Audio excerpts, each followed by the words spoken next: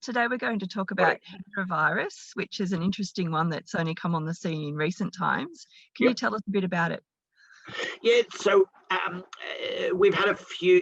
It's highly fatal to people and to horses. It's basically a horse infection that we would know that they pick up from bats. And it's got an interesting life cycle, Hendra virus, how it's transmitted. Can you outline that? Yeah. So it's primarily a bat problem, and usually the fruit bats, and the horses contract the virus from urine, feces, saliva, and birthing fluids. And as you can imagine, those bats are all way up in the tree. So the horses that most at risk are those ones that are near where bats would be hanging under fruit trees, etc. And as people are, society, I suppose, in general, is moving into these same sort of environments where they're living, and when sheds, housing is shaded by these trees, it allows for this debris to fall into food troughs, shall we say, and therefore they're getting it that way. From a human perspective, I understand that they tend to pick it up by contact with the horses rather than with the bat contents. Although I suppose in theory you can't. Be difficult to say where the virus came here into the person or here into the trough, into the horse and into the person. But the people that have been affected have all been related with horses and so forth. From a veterinary perspective, we are given strong instructions about PPE to protect ourselves if we go to see horses that are suspect of having the disease. And what PPE is that, Nigel?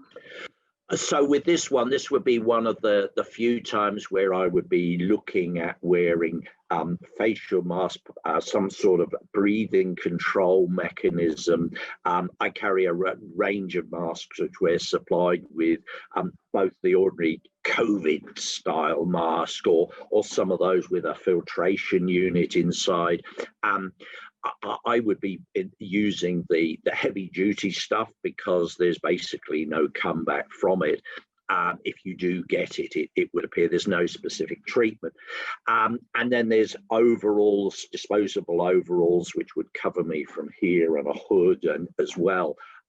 Last thing I want to be doing is going down with that one. But mercifully, where I am here up in Glen Innes, we don't have very many fruit bats because of the height of the cold.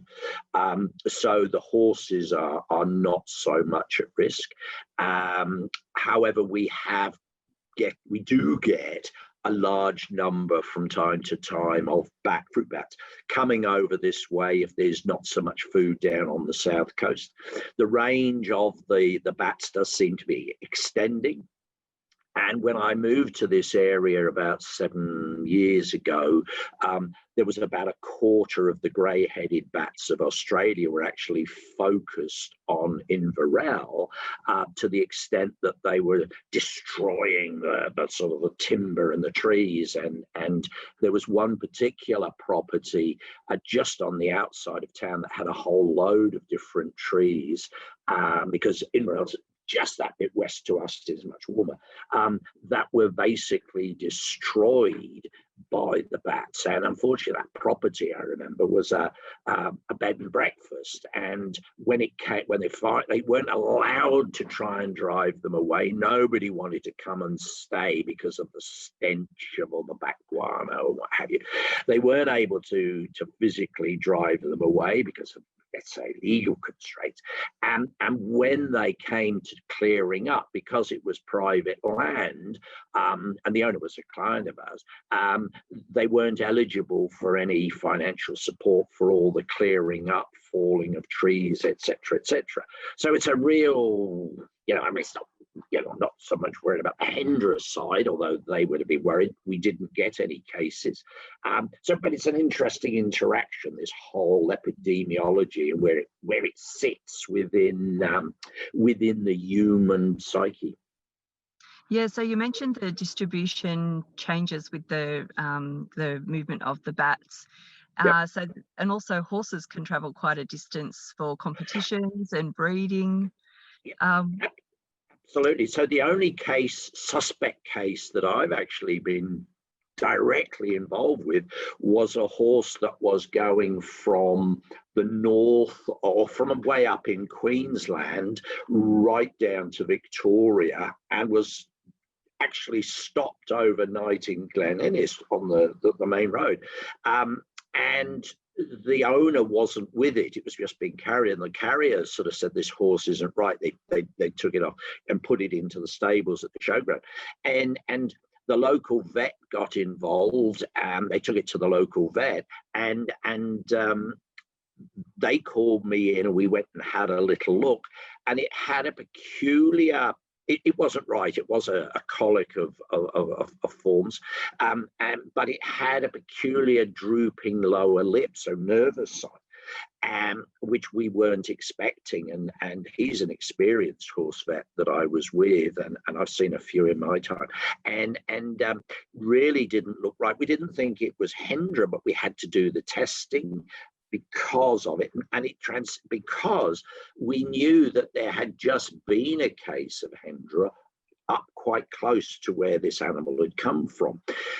So anyway, it transpired it was negative. We took all the precautions. It was an opportunity for me to go through with the private vet over PPE and sampling techniques and that whole business, which was really worthwhile for me and for him stroke them.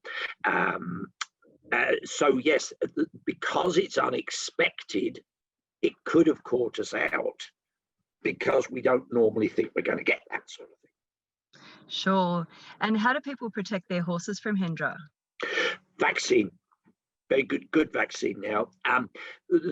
It's a simple way of doing it. It seems to be very effective.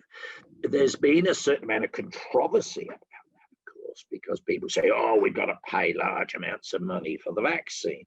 And then there's the other side of people who say, well, our horse was never the same after it was vaccinated. I've had no direct issues. I did a few vaccines. My own horses were vaccinated, but no problems. But there are people that turn around and say, well, that's the issue with it. Cost, profiteering, and chances are low. But every so often I do a bit of vetting for endurance rides, for instance, and I know that they are concerned that animals that are coming from all over the country might bring it in, and so vets at shows, at endurance rides or whatever, are at risk of contracting it from an animal that they don't know. That is potentially a problem. I suppose the other thing is that we advise people strongly, don't have anywhere close to where your horses are being fed and stable where bats could be around. That reproductive juices, shall we say, does seem to be a high risk material for carrying the infection. It does appear, as far as my readings are concerned, but again, I'm actually a bit removed from it, so I don't read everything about it, but it does seem that there's a bit of a peak around bat breeding time. Right, okay. And what are the symptoms in horses?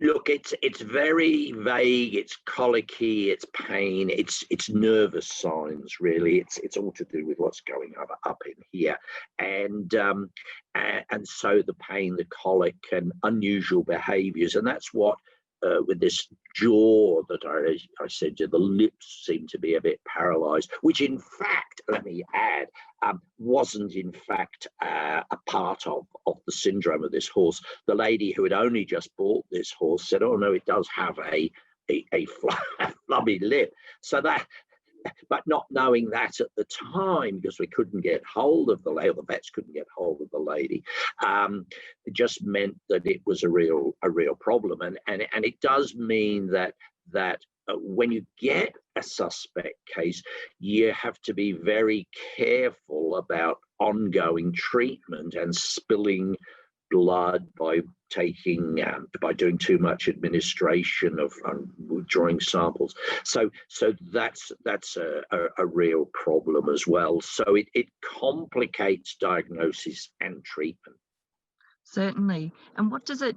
What effect does it have on people? Again, the same. A neurological. Yeah. Great. Okay. Well, thank you for that. And death. Yeah. So that's one that may occur in an area where it's known to be present, but it could also present if a person has had contact with a horse that's out of area, or if bats are new to the area. That's right. It's that, as I say, from my point of view, it's outside of our area, but you just have to store it in the back of the mind so that it's close enough to come forward just in case. It's like a whole raft of those nervous diseases that you've got to keep them in mind, and it's history, the clinical history, that's so interesting and so important. Fantastic. And that translates to the medical profession for people as well. Absolutely.